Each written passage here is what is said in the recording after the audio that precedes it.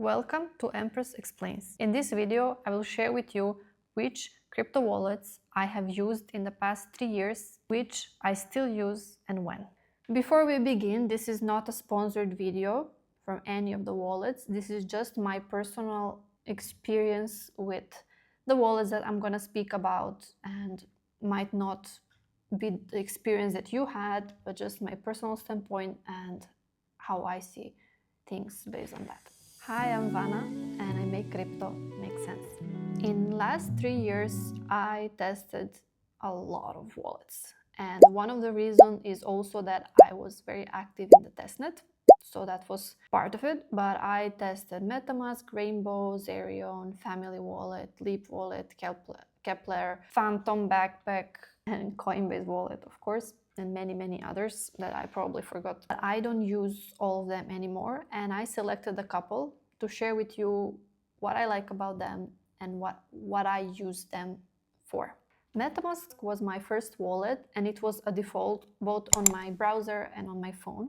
And it's the wallet I used for over a year when I first started out in crypto. It was my go-to. But then it became really buggy. I couldn't see my NFTs. Sometimes it wouldn't open when I was initiating transaction. It was getting stuck many times. And I, at some point, had enough. So I removed it from my browser extension because that's where I used it the most. And on my phone, on one of them, I'm not gonna lie, I still have it, but I don't use it anymore. The reason I have it is just as a backup in case I get logged out and I don't have my seed phrase with me, so I can still access the wallet I have there because that's the wallet I use the most for testing stuff. But that's the pure reason behind why I still have it. I only use it if another wallet is not working for some reason, which happens sometimes, or as a backup if I get logged out of Rainbow or Zerion or some other wallet where I have this wallet logged in. On the bright side, MetaMask was, it's not all negative, of course. It was just my personal experience and the reason why I don't use it anymore. But on the bright side, MetaMask was the first one to implement Solana chain. So if you are already in crypto, you know that there is an EVM wallet and there is a Solana wallet. And always till now, you needed two wallets, one for your all the blockchains and then one for Solana blockchain. There are, of course, Bitcoin wallets as well, but I don't use Bitcoin so much. I do have some Bitcoin wallet that I use for some NFTs and transactions I did previously. But I'm gonna skip that one because I personally don't use it and I don't know so much about it. But now on MetaMask and on Zerion, you can use Solana, which I find very useful, especially for new users. Like, I don't know if I'm going to use MetaMask for Solana. I might use Zerion, but for now I use primarily Phantom because once you get used to something, it's really hard to change. And what it takes for you to change is probably wallet failing, like MetaMask. It was like this acting up for a couple of months, and I was like, okay, I'm used to it, but this is just too much. After MetaMask, I transferred to Rainbow on my mobile. Why I like Rainbow?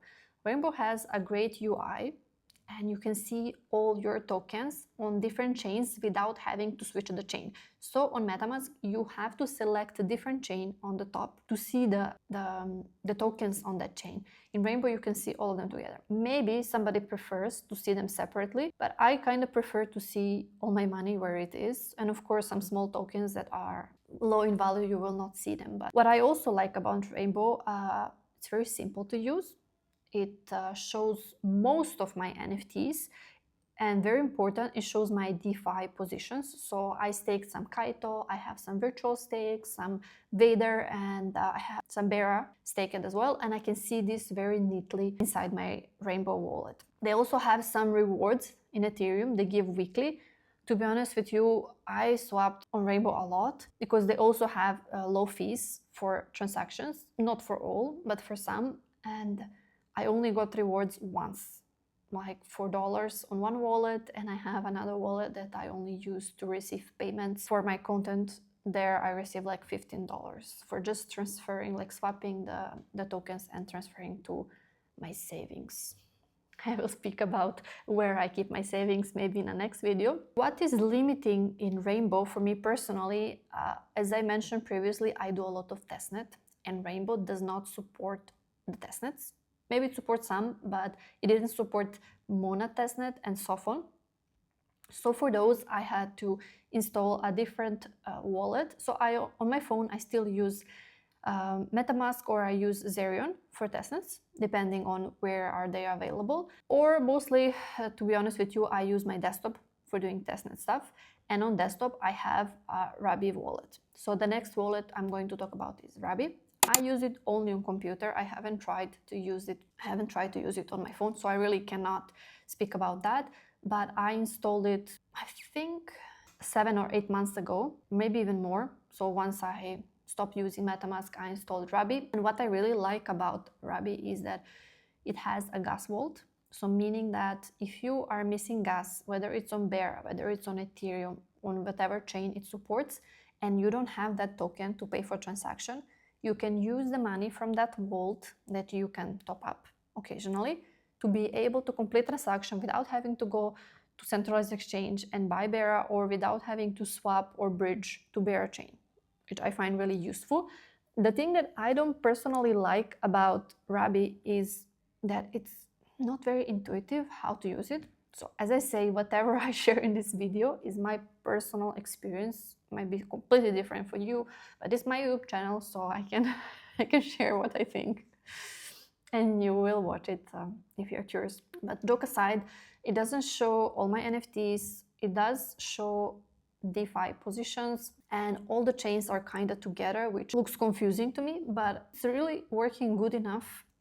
And sometimes it doesn't show the transaction fees. It says it cannot do an estimate. But apart from that, it works much better for me personally than MetaMask. And I just recently discovered, I didn't know about this, that Zerion also has a desktop version of the wallet, Chrome extension.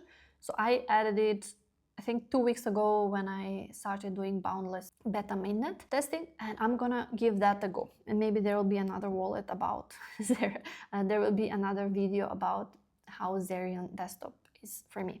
Mentioning Zerion, I use Zerion on the mobile, and a couple of things that make Zerion stand out and I personally like it for is that you can track your friends or some calls or some influencer wallets, and you can get notification when they buy or sell certain tokens. So it can be an indicator, or it's just a fun thing to see what your friends are buying.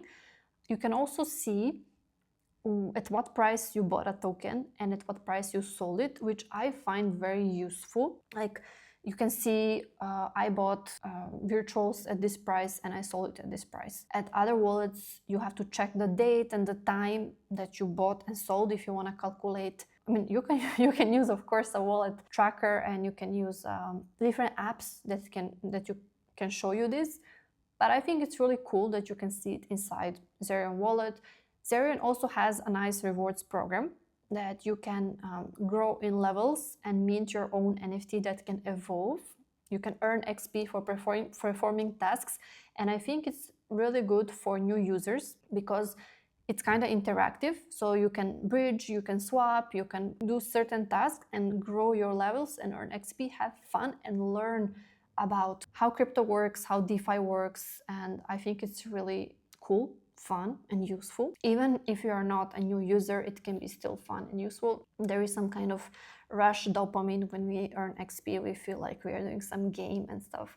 What I also like about Zerion is that it also shows you your DeFi transactions. I mean, that's bare minimum the wallets should show. I understand that each wallet is different and they have their own preferences. And what I also like about Zerion actually is that it shows you where you bought. So if you open a chart of, for example, where I bought Kaito, I bought at the top, but you can see that a green line, like green dot where you bought, and a red dot where you sold. I haven't sold, so I used Coinbase wallet, and that now became a Base app, and it became so much more than just a wallet. If you want to watch a full video on Base app and what features are there and how you can earn by posting, not there, here. Click on the tab and make sure to watch it, because it became so much more than just a crypto wallet. I did mention it because I did use it only as a crypto wallet, but now it became an everything app. And let's go to some Solana wallets that I used and I still use.